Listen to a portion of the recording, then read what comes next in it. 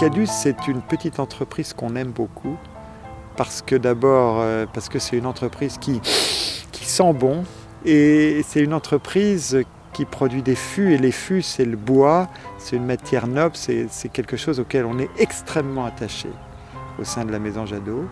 Et voilà, on a créé cette tonnellerie qui est à la Doigt-Sérigny.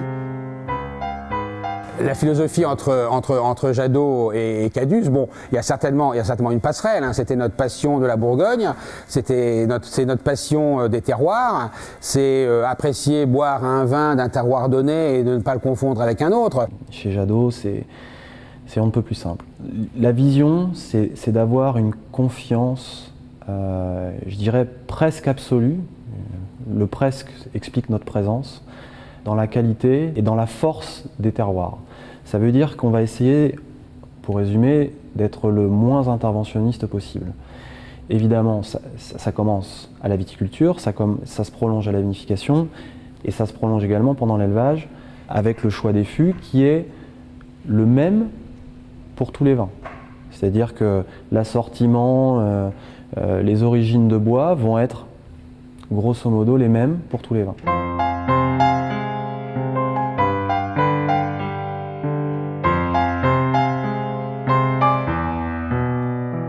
Ici, on a tous les rebuts qui repartent chez les fournisseurs. On va regarder déjà les extrémités pour voir la qualité.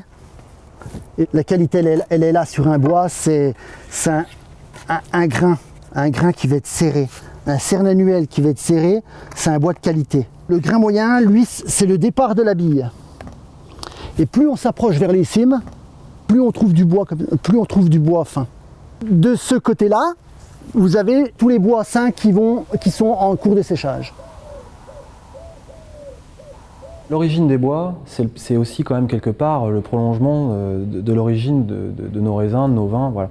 Donc ça, c'est effectivement une particularité, en tout cas de la maison Jadot, et donc de Cadus, de travailler encore sur les origines, de maintenir ce lien direct avec tel ou tel endroit de forêt, plutôt que de travailler en assemblage de grains.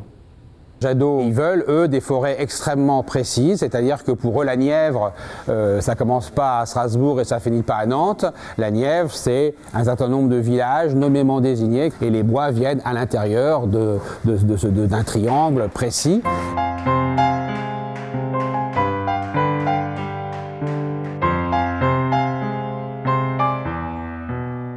Un des objectifs de l'élevage en fût, c'est d'ouvrir des champs, c'est d'ouvrir des portes et de multiplier les combinaisons avec le vin. On peut avoir des tanins du bois qui se combinent aux tanins du vin. Et puis il y a bien évidemment cette qualité qu'a le chêne d'avoir une certaine porosité avec l'extérieur.